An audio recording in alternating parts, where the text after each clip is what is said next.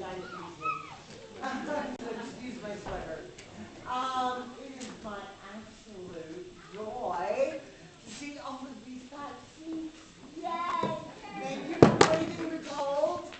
The wind has died down. If you've gotten some of my emails, you understand that we're counting down. We all have de-iced our cars. If you haven't mailed your Christmas presents, trust me, they're not going anywhere until 2026. And I'm personally getting ready for a massive Christmas party on Saturday. And it's the last week of teaching theater to high school students. So I'm brain dead. But this is our last holiday happening until the big day. It's also the first night of Hanukkah. So if you think about it, light a light, make it as bright as you can. And if you enjoy this evening's program, which I have no doubt you will, trust me, I'll have words with you if you don't. This is our donation basket.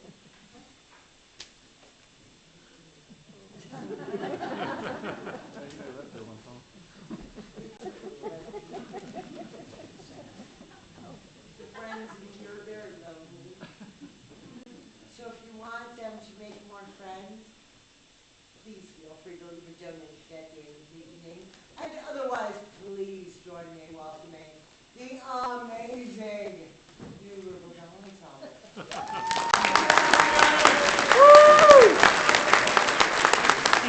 Thank you. I'm not sure.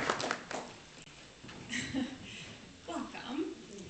The lead up to this particular concert has kind of been a series of unfortunate events. We've had a lot of obstacles sort of throughout the season, most happening in the last week. So I think this is my 11th year directing the ensemble, and we've never had any issue with any concert. We do 2 concerts a year, or 2 separate programs a year, and no thing has happened, so they all decided to happen this week. So one of the things, as you may have noticed, is that the auditorium is a little chilly tonight, so just keep your coats on. Keep each other warm if you need to hug each other, we're all for that too. The heat is going to be fixed. They are working on it. We love this building. It's just something that happens. Another thing that happened was one of our ringers got COVID last week. So she's unable to ring with us. Susan Candies, who actually started this group and is very instrumental in many of the things that we do. So instead of Susan tonight, my husband very graciously and without any coercion at all, right dear? Mr. David Guavere is very talented, very handsome. So he stepped in to fill her part, having never played a handbell before Wednesday. So he has had 2 rehearsals and is doing great. So we have overcome some obstacles to be here. We are really, really excited to play some holiday music for you. And, it's only December 15th. You have 10 days to finish up that shopping, plan those Christmas festivities, all your holiday parties, everything. So tonight, you get to just sit and enjoy the music, starting with Jingle Bell Rock.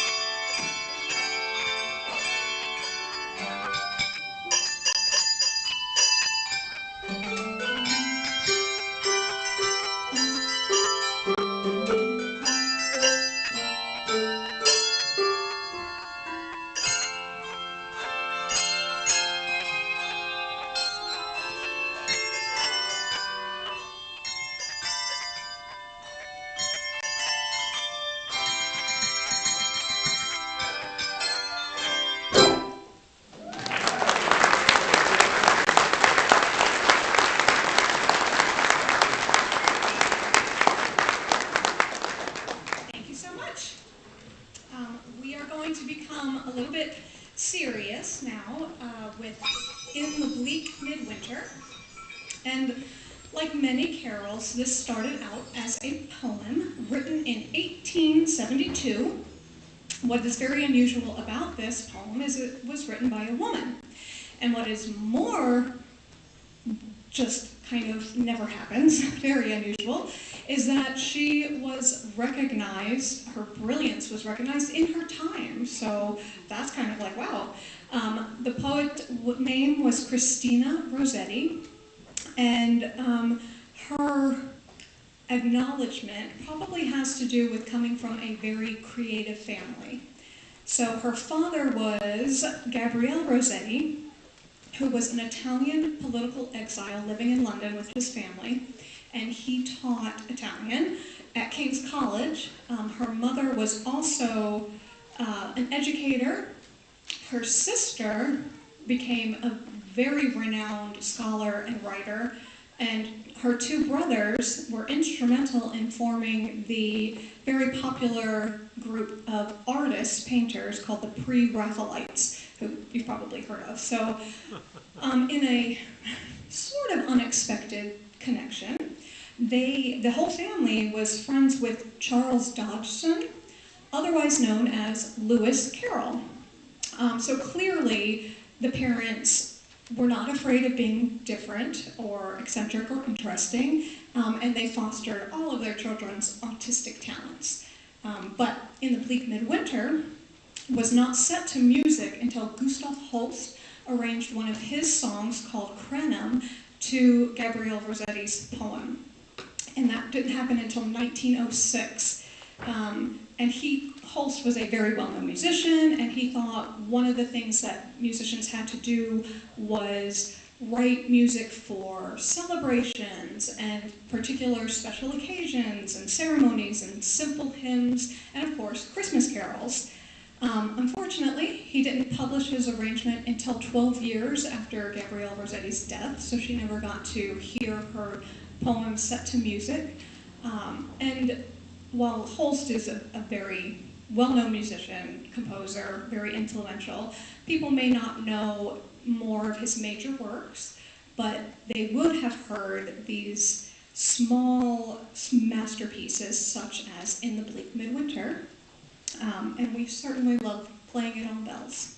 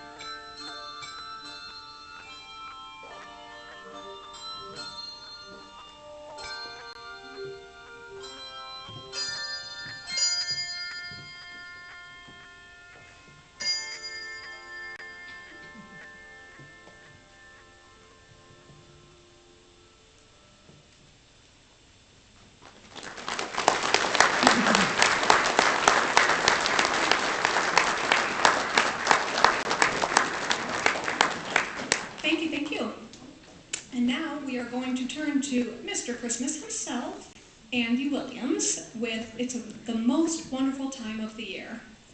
This song was written in 1963 by George Wiley and Eddie Pola, specifically for the Andy Williams Christmas album and his popular variety show. Although this was not actually the song that was released as the single for that album, they went with Bing Crosby's White Christmas. But Andy Williams went on to record 7 more Christmas albums, and this song was on each one. And the song's popularity, along with the singer's penchant for wearing very loud and gaudy and wonderful Christmas sweaters, and then decades of holiday TV specials earned him the nickname Mr. Christmas.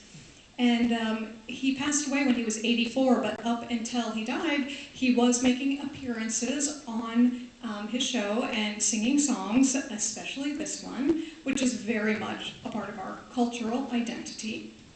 I mean, there's like hundreds and hundreds of recordings and artists and ensembles who have done this, and lots of the holiday activities we all do are mentioned. You know, we've got hosting parties, visiting friends, sledding, roasting marshmallows. I'm not sure that's super Christmassy, but you know, sharing stories about family members, because we all know that time that Aunt Betty did that thing, and we all talk about it every year. And of course, singing Christmas carols. Another activity that we don't do very much anymore is telling scary ghost stories at Christmas, except for one, Charles Dickens' A Christmas Carol, right? It has 3 ghosts. And most people don't tell scary ghost stories, but we do like that carol. Or, if you're like my family, you have your annual viewing of the movie Scrooge, the Bill Murray movie of Scrooge. But you know, we all have our traditions. However you choose to celebrate, we hope it's the most wonderful time of the year, brings you good cheer.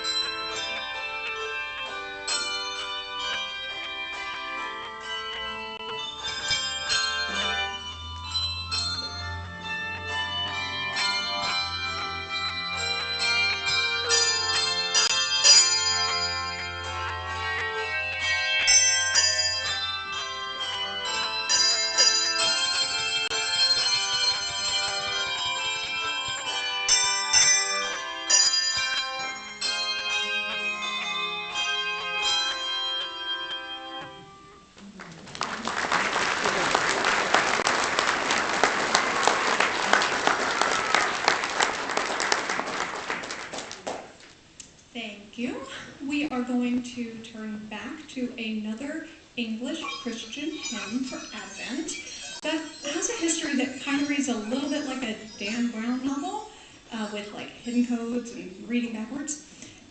So let me see if I can break it down for you. It started over 1,200 years ago, so that's a long time ago, with the Benedictine monks singing the 7 specific plain chants titled O Antiphons. I think that's how you say it. So it was sung one day a week for the week leading, one a day for the week leading up to Christmas. And if you take the first letter of each of these verses, these plain chants, you get S-A-R-C-O-R-E, which is not a word. But if you spell it backwards, you get arrow cross, which means in Latin, I shall be with you tomorrow, which is the meaning of Advent. And incidentally, Emmanuel means God is with you. So you get the Advent and then the arrival. It's a whole Christmas story.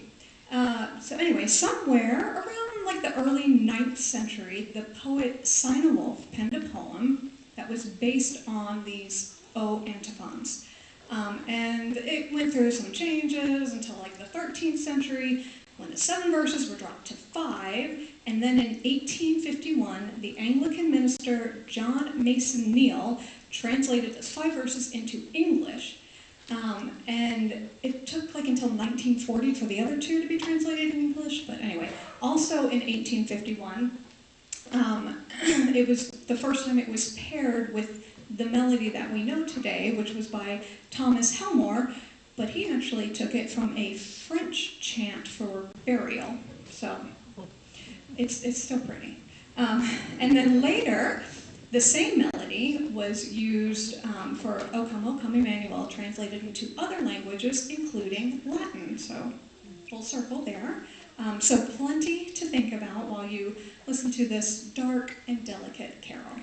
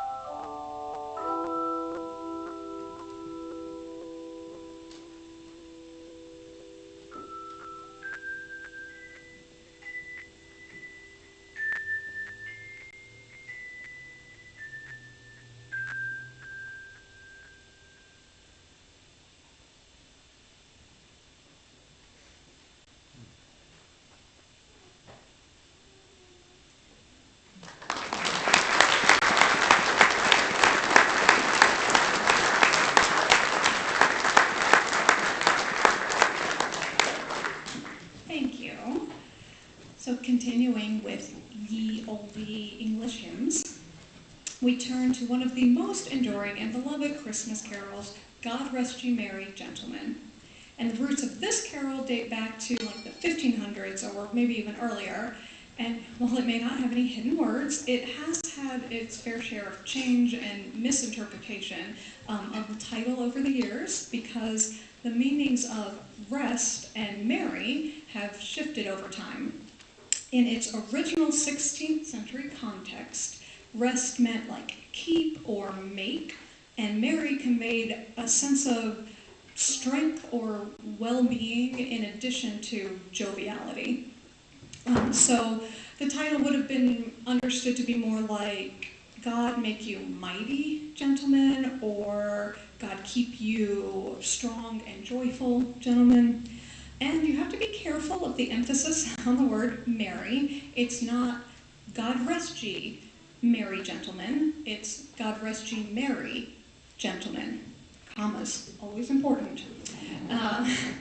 And it actually was written as a kind of uplifting counterpart to the dark and somber and Latin, but not like salsa dancing Latin, like Latin. The church music, which most churchgoers did not like. So people came up with their own music outside of the church, and this was one of the most well-loved. And then its popularity was solidified in the Victorian era when Charles Dickens immortalized it in A Christmas Carol, once again.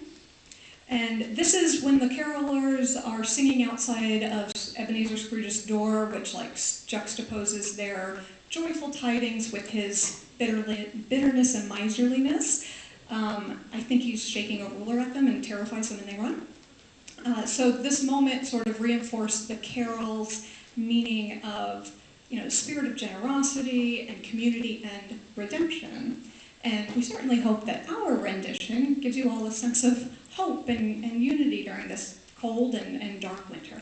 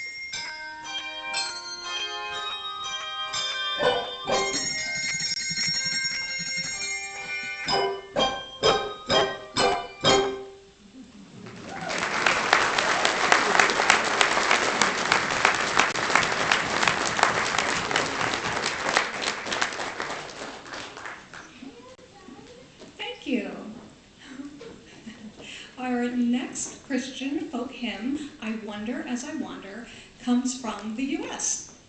And it was written by folklorist and singer John Jacob Niles. It's kind of a fascinating story.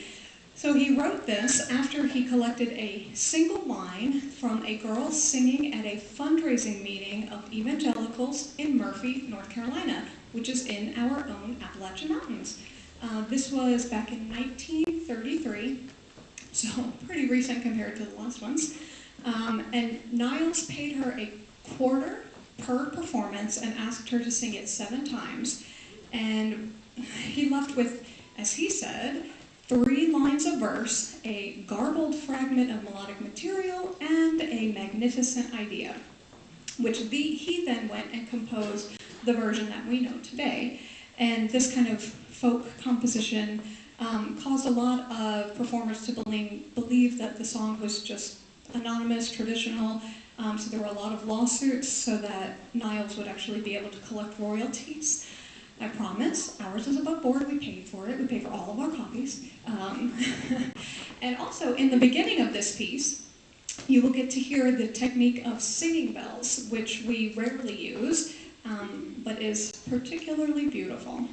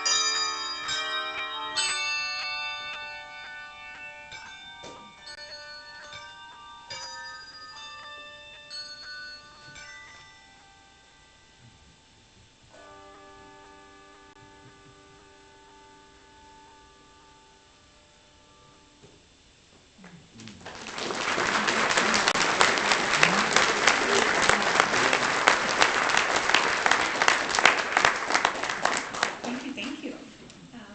We're going to change the pace and the religion. With the next piece, Get Your Toes Tapping a little bit, we're also going to expand the historical geography a bit too. Spin the Dreidel is a combination of two classic Hanukkah songs, and tonight is the second night of Hanukkah, so happy Hanukkah, everybody. It's very timely and appropriate. So, first song is Dreidel, Dreidel, Dreidel, and the second song is Sevivon. Sevivon just means dreidel in Hebrew, so both songs are about the little spinning top and the waxy chocolate-filled coins, otherwise known as gelt, that you win or just eat during the game that goes along with the dreidel. And this is played during the 8 days of Hanukkah. Over time, many people have tried to link the game to Hanukkah, like to the Hanukkah story, to the lore, in all kinds of ways. But the truth is, it has originally nothing to do with Hanukkah. It was actually an English and Irish game called Totem, and then it kind of made its way to Germany and became very popular there, starting in the early 1500s. And so the English word totem became the German word torel, then that became the Yiddish word dreidel, and then finally the Hebrew word sevivon. And Germany also appears to be where Jewish children sort of turned this into the Hanukkah holiday pastime that it is now. But regardless of its origins or any meanings attributed to it, both of these songs express the fun and the happiness that comes with the annual celebration of the Festival of Lights and the joyful experience that awaits everyone who sits down to a rousing game of dreidel. Enjoy.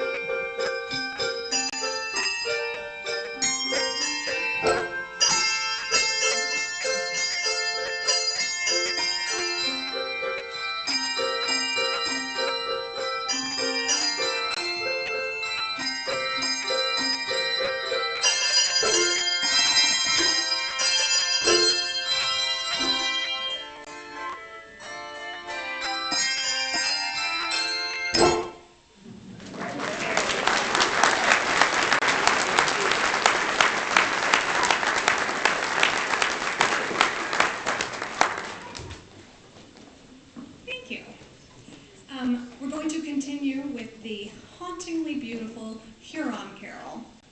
In this piece, we will be playing Petite and Fritzen bells, or P and F bells, and these bells are made with a different alloy or combination of metals than our regular bells, and they're much heavier, like physically heavier, and they sound they just have a different quality of sound. And that kind of matches the different quality of this Christmas carol. It was probably written in 1642 by a French Jesuit missionary who lived among the Huron people in present-day Ontario, Canada, and around the nearby areas of Lake Simcoe. And it is considered the oldest Christmas hymn from North America. And the lyrics were originally written in the language of the Huron or Wendat people. But the song's melody is based on a traditional French folk song. And the lyrics weren't translated into English until 1926. And even now, they're still sometimes modified to use sort of Christmas imagery that's more accessible to Christians who aren't maybe super familiar with the native Canadian cultures. And on a side note, I don't know how many of you are familiar with the Inspector Gamache Louise Penny book series, but book 9 of 19 or whatever, the village is rehearsing the Huron Carol for their Christmas presentation in the church, so it's kind of interesting. But anyway, we hope that you enjoyed our version of Huron Carol.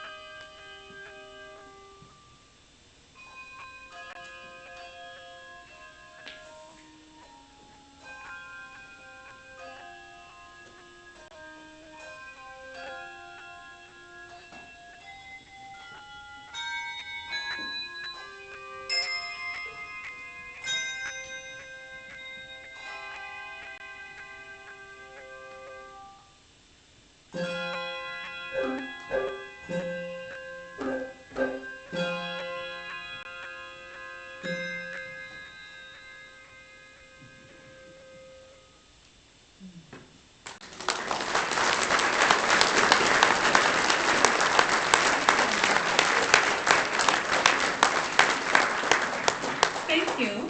And now on to the quintessential song for a handbell ensemble's holiday concert, Ukrainian Bell Carol, otherwise known as Carol of the Bells. And this is one that was not originally a Christmas song, but actually a New Year's folk song about a swallow, a bird, flying into a household proclaiming a bountiful year for the family. And it was traditionally sung house to house on January 13th, which is New Year's Eve in the Julian calendar. And then in the 19-teens, the song was introduced by Ukrainian choirs to the United States. And eventually, the choir director and arranger, Peter Wilhowsky, heard it. And when he heard it, he said it reminded him of bells.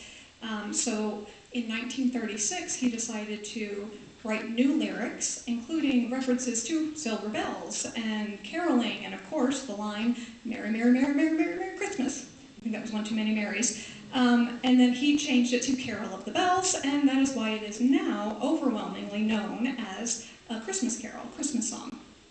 And indeed, we do hope that you all have a very Merry Christmas in any and all of the ways that you are able.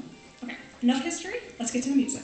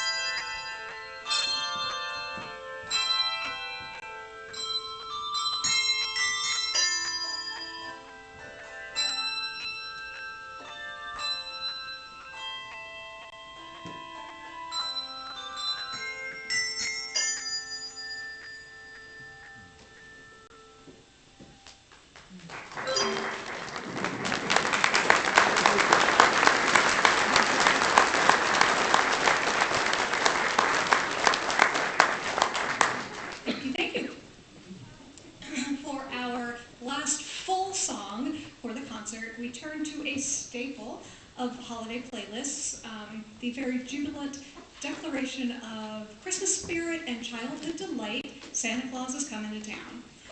So now this song was first written in 1933 on the back of an envelope by Halen Gillespie and J. Fred Coots as they were riding the subway in New York City.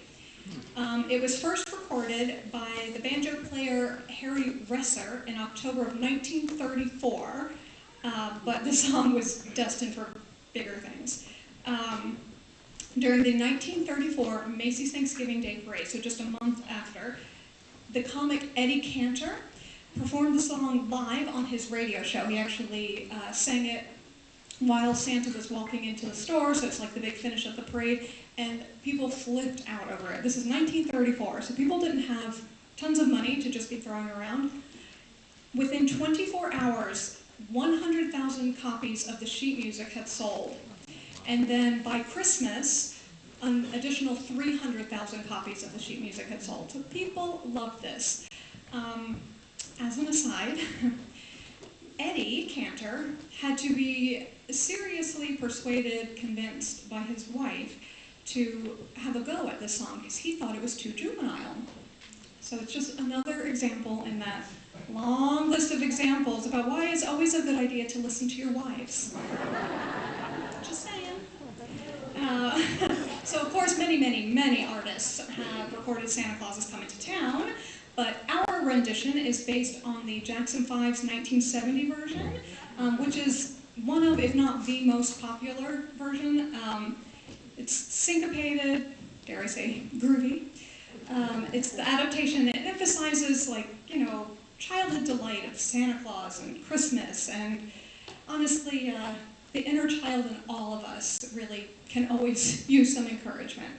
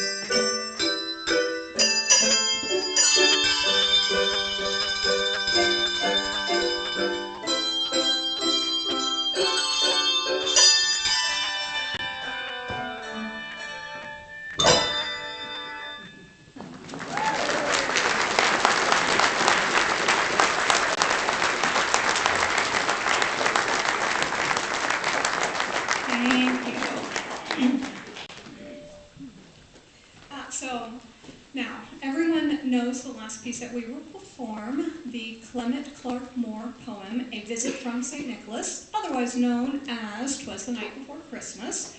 But But did you know that his vision of Santa Claus is based both on St. Nicholas and just a local Dutch handyman that would like work on his house and used to drive more around in his sleigh, just like around New York, get him home. So we owe a lot of our image of Santa to this random handyman and Coca-Cola, so, you know. You may also not know that Moore wrote the poem to read to his children on Christmas Eve in 1822. And then a friend who just happened to be there for the holiday loved the poem so much that she wrote it down and sent it to a newspaper editor without asking him, without his permission, knowledge, or anything, and it was published the following year. And Moore was actually quite embarrassed by it because he was a very scholarly person and he did not want to be known for like a children's poem.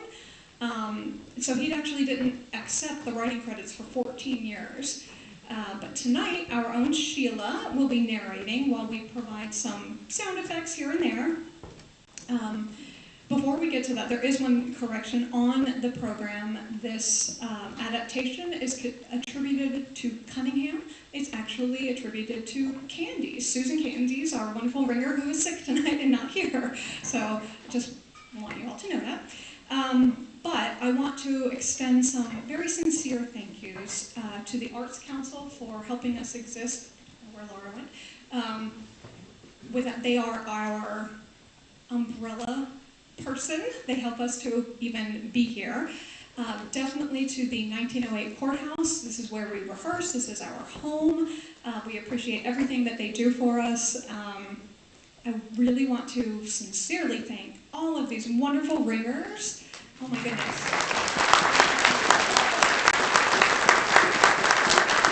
They really work very hard and also make rehearsals like a lot of fun. We just have a lot of fun. So definitely thank you to my gorgeous husband, my very talented husband back there for filling in. And last but definitely not least, all of you. You've been a wonderful audience, and not only do we rely on your financial support in that very hungry little basket over there, but coming and being supportive really helps us to keep going. Seeing you here, friends, family, neighbors, community, all of that, it really makes it worthwhile for us. So you guys are what keeps us going. Thank you. Also thank you for coming out on a Monday night and it's cold and everything. Not as cold as yesterday, but you did make the trek out all the way. So anyway, you know where that basket is, and thank you guys again. We hope that you have enjoyed yourselves, and we wish you all a very merry and safe end of 2025 and beyond. Now, sit back, relax, and pretend the clock is striking midnight and someone special is about to arrive.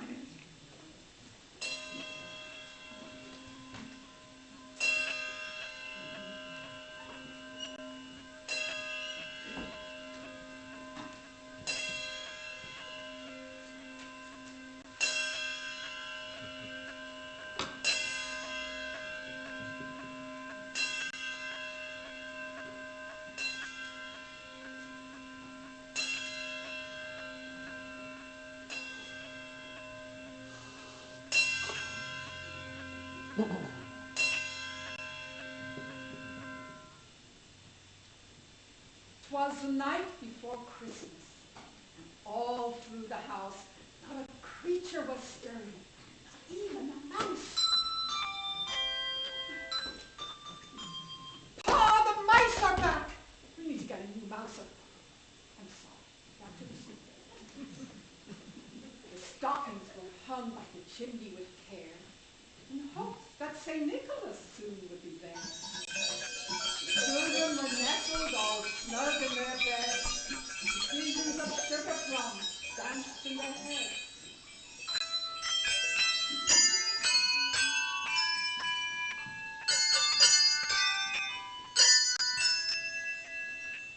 And I in my kerchief, and Pa in his cap, had just settled down for a long winter's nap.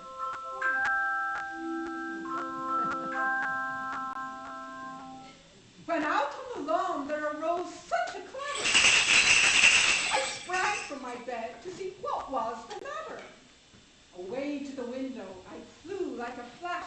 I threw open the shutters and threw up the sash. The moon on the breast of the new fallen snow gave a lustre like midday to objects below.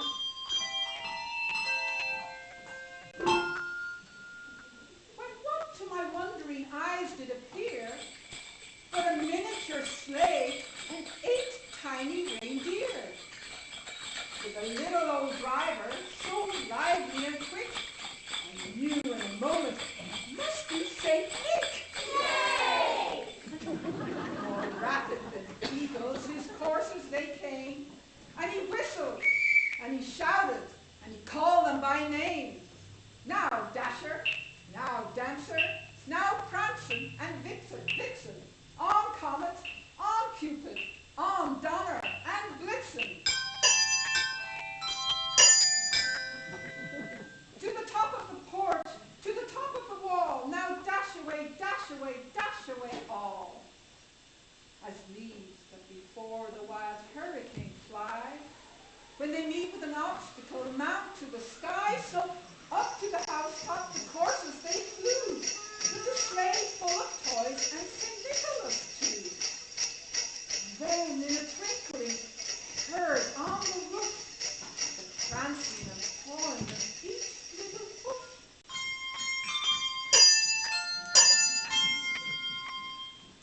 As I drew in my head and was turning around, down the chimney St. Nicholas came with a bound. He was dressed all in fur from his head to his foot, and his clothes were all tarnished with ashes and soot.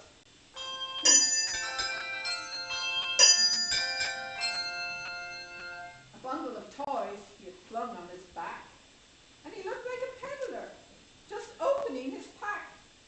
His eyes, how they twinkled! And his dimples, how merry!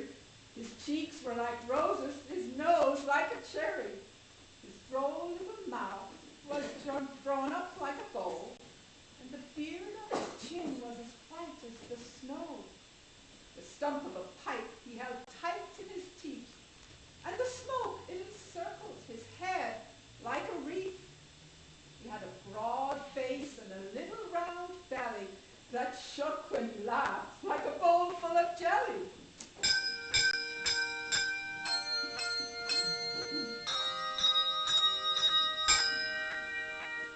He was chubby and plump, a right jolly old elf, and I laughed when I saw him in spite of myself.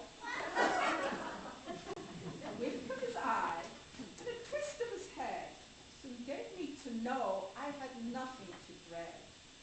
He spoke not a word, but went straight to his work. Tootie wants a pair of skates, Tootie wants a load. And he filled all the stockings, and then turned with a jerk